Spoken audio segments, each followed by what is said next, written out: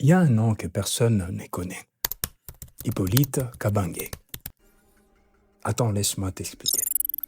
Une ancienne nourrice de la famille Kabila prononce ces noms-là devant une caméra. Comme une évidence, avant de s'appeler Joseph Kabila, l'enfant qu'elle a gardé s'appelait Hippolyte Kabange. Un général qui a porté des armes aux côtés de Laurent-Désiré Kabila confirme une partie de son récit. Pas tout, une partie. Et entre ces deux témoignages, il y a 20 ans de maquis, une naissance que l'un d'eux présente comme cachée, une question de filiation qui, aujourd'hui encore, divise la famille Kabila elle-même. Mon fils a dirigé les Fronts pour la libération de la ville de Kisangani. Étienne Kabila Taratine, fils aîné biologique du vénéré président de la République démocratique du Congo, feu Laurent Désiré. De même qu'en regardant Joseph, on ne peut pas douter que c'est le fils de Mzé.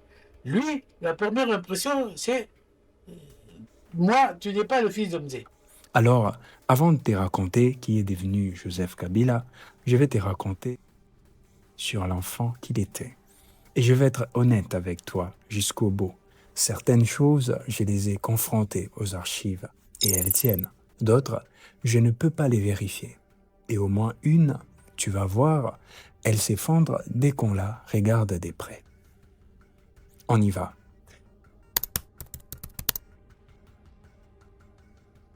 Les premiers lieux que tout le monde évoque, c'est Ewabora. Honorine Matiabou, l'ancienne nourrice, en parle comme d'un endroit où Laurent-Désiré Kabila venait se reposer. Pas les fronts, pas la guerre, un endroit à part. Là, quelque chose ne collait pas au premier abord.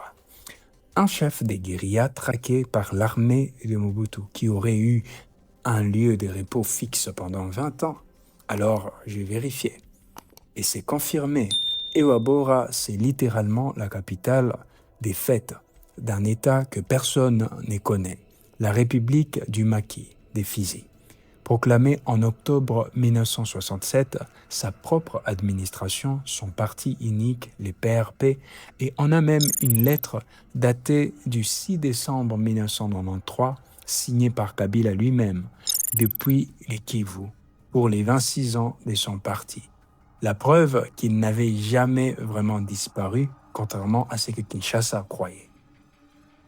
Le général Sikatenda Chabani, qui a combattu à ses côtés, confirme à son tour ces liens entre Kabila et Ewabora. Deux témoins, deux récits indépendants à même lieu. Mais une question reste ouverte. Pourquoi installer sa famille au cœur d'un maquis en guerre plutôt que de les éloigner comme les font des chefs rebelles? C'est là qu'Honorine lâche les détails les plus forts de tout son entourage. Pour elle, l'enfant qu'elle a connu ne s'appelait pas Joseph. Il s'appelait Hippolyte Kabange. Plus j'ai creusé, plus ces noms-là revenaient. Mais pas exactement de la façon dont je m'y attendais. Les archives confirment qu'un pseudonyme a bel et bien existé. En 1978, lorsque la famille s'exile à Dar es Salaam, les jeunes Joseph est scolarisé à l'école française sous le nom d'emprunt Hippolyte Kabange Ntwale. C'est documenté. Mais attention, c'est là que je dois être précis avec toi parce que sur Internet, tout le monde mélange deux histoires différentes. Il existe une seconde thèse, très répandue chez certains opposants, qui affirme que Joseph Kabila s'appellerait en réalité Hippolyte Kanambe et serait le fils adoptif d'un couple rwandais. Un nom qui ressemble, une histoire qui n'a rien à voir. Cette thèse-là circule depuis les milieux des années 2010, recopiée mot pour mot sur une dizaine de sites des militants. Aucun document d'état civil produit. Aucune enquête journalistique indépendante qui la confirme. À ce stade, non démontré. Les témoignages d'Honorine, lui, ne parlent jamais de filiation rwandaise. Il parle d'un pseudonyme scolaire, documenté par ailleurs. Deux choses différentes qu'il ne faut surtout pas confondre. Et j'y reviens plus tard, parce que cette confusion-là, justement, quelqu'un l'a construite. Reste une question qu'aucune source n'est tranche. Ces noms, Hippolyte Kabange, Honorine l'a-t-elle entendu au maquis, avant même l'exil de 1978 ?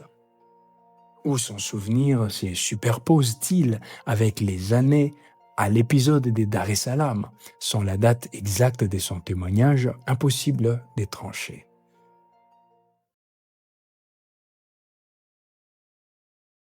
Honorine raconte que les enfants vivaient à Ewabora, pendant que Laurent Désiré Kabila était au cœur de la révolution, et que c'est son père, dit-elle, qui l'y avait emmené.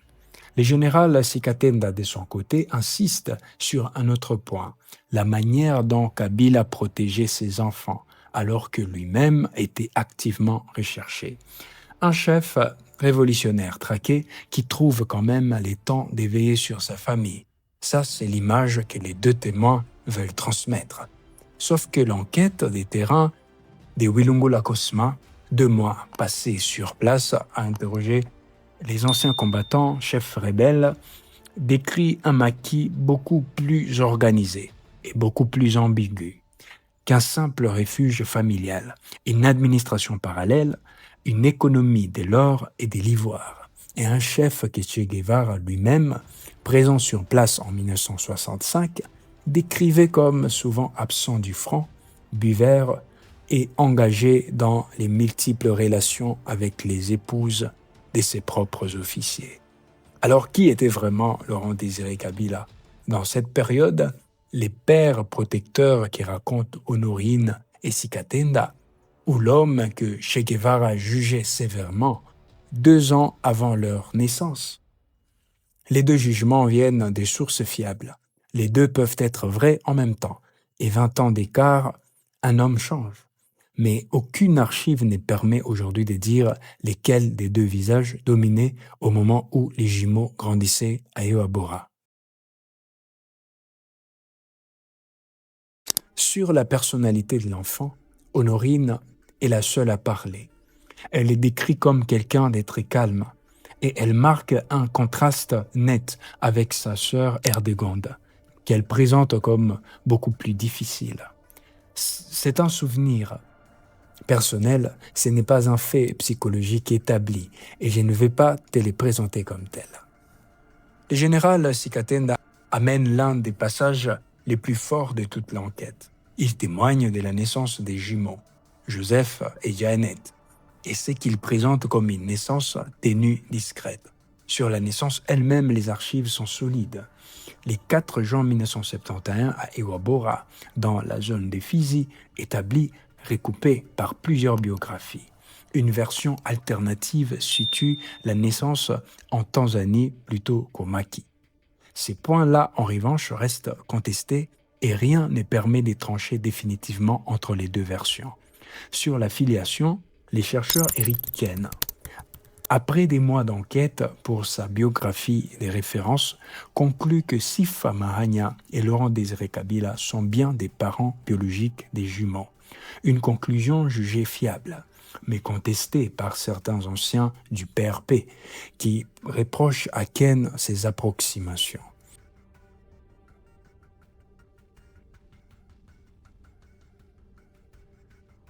Je te l'ai dit clairement, je n'ai pas de preuves qui permettent de choisir entre les 2. Ce qui est certain, c'est que cette naissance-là ouvre une question plus large, parce que Joseph et Jeannette, on va les voir, étaient très loin d'être les 2 seuls enfants du maquis.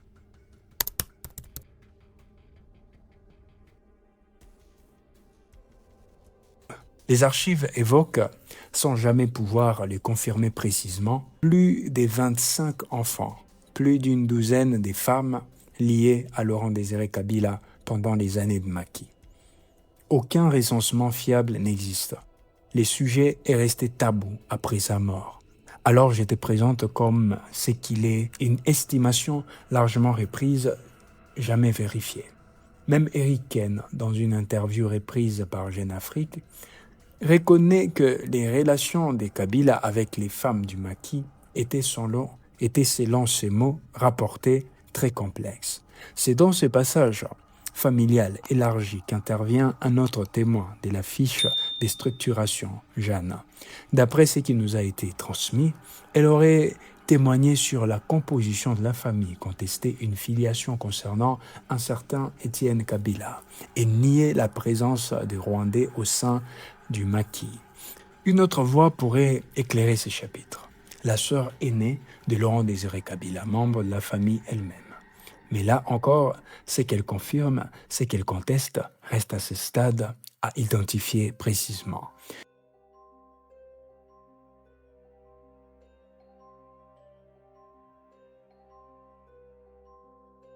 Et ce que je peux dire en revanche, c'est ceci. Les pseudonymes Hippolyte Kabange Mtoale, documentés et confirmés, et la thèse Hippolyte Kanambe, jamais démontrée, partagent un même prénom, rien de plus. Et cette ressemblance sonore a, semble-t-il, largement alimenté la confusion dans l'opinion publique depuis 10 ans. Un dernier élément mérite d'être posé. Plusieurs chercheurs, dont Jean-Claude William, évoquent les rôles de la sorcellerie et des pratiques rituelles dans la cohésion du maquis, des Fizi, un facteur culturel documenté, mais dont l'usage concret, notamment auprès des enfants, n'a jamais été détaillé par aucune source. Là encore, une porte entrouverte, pas une réponse. Alors, qui était vraiment Joseph Kabila avant le pouvoir ? C'est qu'on peut établir un enfant né en 1971 dans un maquis retranché du site Kivu, fils de Laurent-Désiré Kabila et de Sifa Mahania selon la biographie des références, scolarisé sous un nom d'emprunt en exil à Dar es Salaam.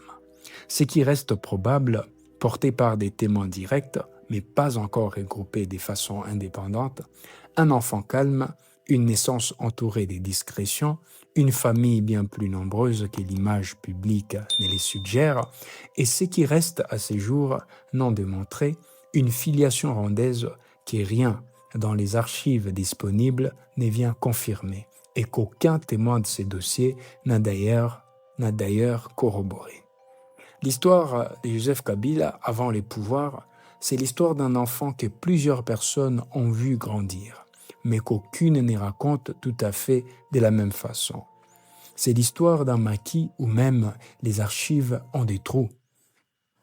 C'est peut-être avant tout l'histoire de ce qu'on a choisi, de ce qu'on choisit de croire, quand personne, ni les témoins, ni les documents ne peut trancher avec une certitude totale.